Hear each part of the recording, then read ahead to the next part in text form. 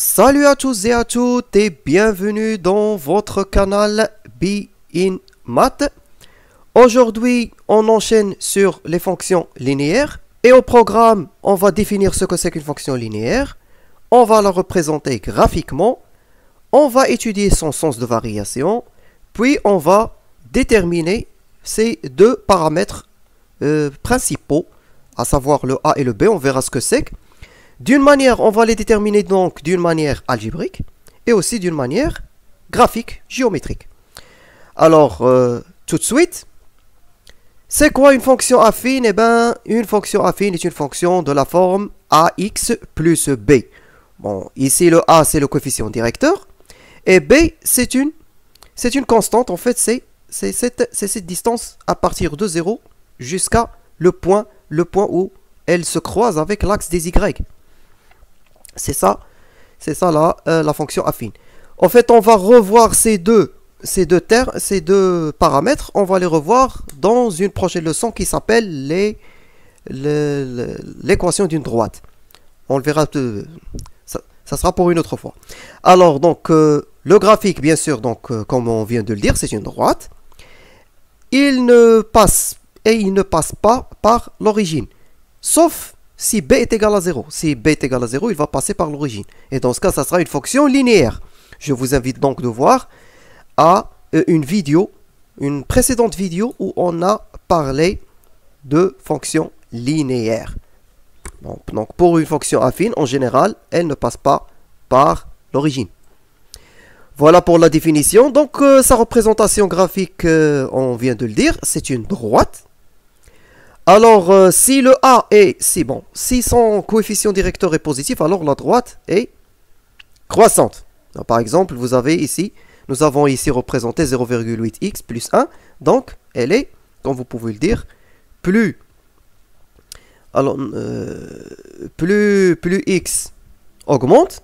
Alors, plus vous augmentez x, plus votre f de x aussi augmente, plus son image aussi augmente. Dans le cas, donc, pour le cas où A est négatif.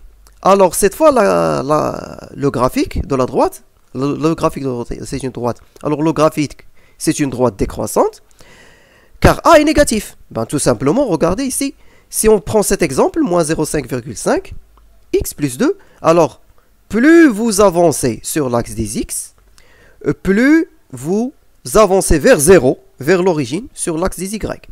Alors, vous vous éloignez. Alors, si dans le cas précédent, vous vous éloignez de l'origine sur x, alors vous vous éloignerez également de l'origine sur y.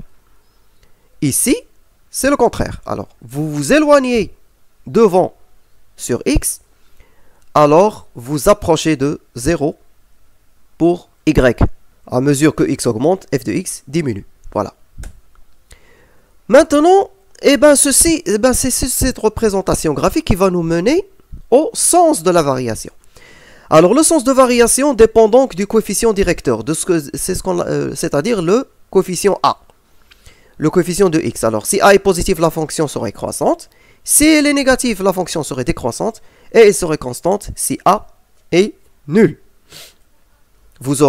Si A est nul, vous aurez donc une droite parallèle à l'axe des x. Maintenant qu'on a vu l'importance surtout du coefficient directeur, surtout du A, et on a compris, et on a vu aussi, on a fait allusion aussi au coefficient B, on va maintenant savoir comment les déterminer algébriquement. Ils sont très importants, donc on va savoir comment on peut les déterminer. Alors, si on connaît deux points de la fonction affine, c'est-à-dire le point A et le point B, bien sûr, la connaissance, ça veut dire qu'on connaît leurs coordonnées. Alors, voilà. Alors, pour calculer le A, pour calculer le coefficient A, le coefficient directeur, on n'a qu'à faire YB moins YA sur XB moins XA. C'est-à-dire le rapport entre les Y, le rapport entre en haut, c'est la différence des ordonnées de A et de B. En bas, c'est la différence entre les abscisses de A et de B. Et pour trouver la constante B, on a donc qu'à remplacer l'un des points. En général, on choisit le point qui contient les valeurs les plus simples, à savoir des 1, des moins 1 ou même des 0. Alors on remplace donc xa, ya dans la définition dans f de x égale ax plus b. Nous savons que si on met ici x, on met xa, alors f de x, à la place de f de x, on va mettre ya. Sinon, a ne se trouverait pas dans le graphe de la fonction. Ainsi, on a tout, on a ya ici, on a xa ici, il nous reste l'unique inconnu qui nous reste à trouver, c'est b. On va résoudre donc l'équation pour trouver b. Alors en conclusion, l'équation, bien sûr, l'équation de la fonction affine, c'est une droite. L'équation ici, c'est de la droite, c'est f de x et ax plus b. Donc, une fois le coefficient directeur déterminé, on le met ici. On remplace soit par a, soit par b. Alors ici, on va mettre l'ordonnée et ici, on va mettre l'abscisse. Il ne restera plus que le terme b à trouver et c'est une équation facile à résoudre. Bon, ça c'est pour la méthode algébrique. Mais comment on peut déterminer a et b graphiquement? Ben voilà.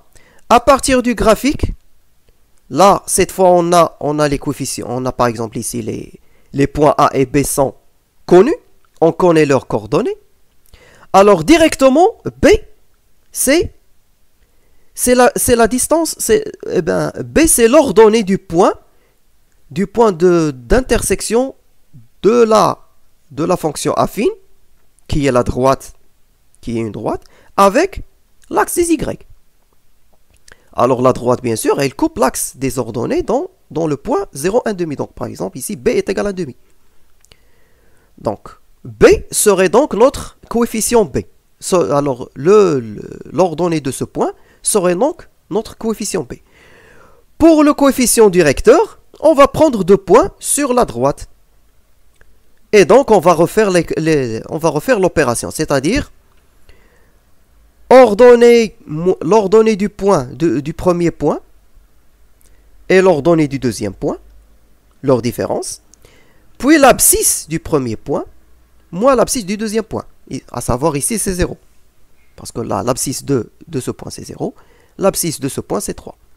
Ainsi, on calcule donc le coefficient directeur. Alors en conclusion, là, notre fonction affine serait donc le coefficient directeur multiplié par x, plus l'ordonnée du point d'intersection avec l'axe des y. Voilà. Donc, on va passer donc à une petite application. Donc, histoire un peu de savoir comment ça fonctionne. Alors, si on prend par exemple un forfait téléphonique qui coûte 3 unités locales, 3 unités de votre monnaie locale par mois, plus encore 0,5 par minute par minute consommée, si vous l'utilisez hors forfait. Alors, comment vous pouvez exprimer votre fonction de facture, c'est-à-dire votre fonction de prix? Alors, voilà. Alors, il y a déjà un forfait fixe, il y a une redevance fixe donc, ça sera plus 3. Le prix, alors si x est la minute, si x est la minute que vous consommez hors forfait, alors ça sera 0,5 fois la minute. C'est ça le prix de votre minute. Et donc, le prix de votre forfait serait donc... Qu'est-ce qu'on va vous facturer au forfait? On va vous facturer donc 0,5 x, c'est-à-dire les minutes hors forfait, plus le coût de votre forfait. Ainsi donc, vous aurez voilà comment c'est interprété. Donc 3, c'est votre abonnement mensuel fixe. Et 0,5 par minute, c'est votre coût hors forfait. C'est donc ça l'explication de cette fonction affine qui représente ce qu'on vous facture au forfait. Alors donc si vous ne consommez aucune minute hors forfait, vous ne paierez que votre mensualité fixe. Si vous consommez par exemple 4 minutes hors forfait, alors ça sera 4 fois 0,5, ça vous donnera 2.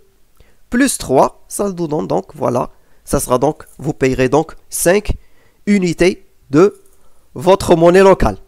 On a fait exprès de ne pas montrer la monnaie locale, donc parce que c'est valable partout. Donc voilà ce que ça donne lorsqu'on lorsqu'on consomme par exemple 6 unités, ou plutôt 6 minutes hors forfait. Donc vous pouvez utiliser ça, vous pouvez utiliser cet exemple comme moyen pour voir comment... Bon, cet exemple vous permet donc de voir comment ça fonctionne, les fonctions affines dans la vie courante des forfaits téléphoniques. Tout le monde peut-être en a. Ça, c'est valable lorsqu'il s'agit de factures similaires. Donc voilà, graphiquement, voilà ce que ça donnerait. Ça c'est votre redevance fixe pour votre forfait. Et ça c'est votre forfait c'est plutôt c'est pour les minutes consommées hors forfait. Voilà donc avec cet exemple, je n'ai plus rien à vous dire si ce n'est vous remercier pour votre attention. Si vous avez aimé, likez, partagez, commentez. Vous avez des questions aussi, commentez. Si vous ne l'avez pas encore fait, donc abonnez-vous, activez les notifications pour ne pas rater les prochaines nouveautés sur Be In Math. Et d'ici là, portez-vous bien. À bientôt.